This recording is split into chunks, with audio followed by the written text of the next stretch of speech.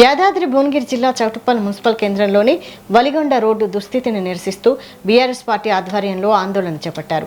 Road పనులను వెంటనే పూర్తి చేయాలని డిమాండ్ చేస్తూ కార్యకర్తలు రోడ్డుపై నిరసన వ్యక్తం చేశారు.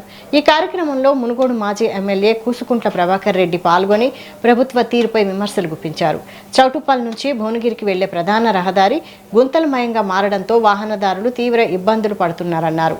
వలిగొండ రోడ్డులోని అక్రమ కట్టడాలను వెంటనే తొలగించాలని, రోడ్డు మరమ్మతు పనులను ప్రారంభించి త్వరితగతిన పూర్తి చేయాలని ఆయన డిమాండ్ చేశారు.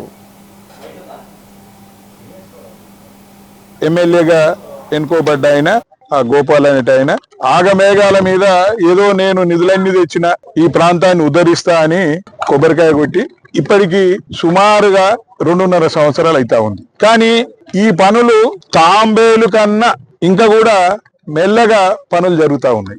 దీంతో బాగా ఇబ్బంది జరుగుతూ ఉంది ప్రజలకు. కానీ ఈ ఎమ్మెల్యే గారికి ఇటు పెళ్లిళ్ళకు పోయేటప్పుడు, లేకపోతే ఏదో సొంత కార్యాలకు పోయినప్పుడు, ప్రైవేట్ కార్యాలకు పోయినప్పుడు చూస్తా ఉన్నాడు, కానీ ఏ మాత్రం పట్టింపు లేదు. రోజు కూడా ఈ పనుల గురించి ఇక్కడ ఉన్న ఎమ్మెల్యే గోపాలు పట్టించుకోకుండా కేవలం తన మంత్రి పదవి కొరకే పైరవులు చేసుకుంటా ఉన్నాడు. కానీ ఇదంతా ఎమ్మెల్యే చేయవలసిన పనులు.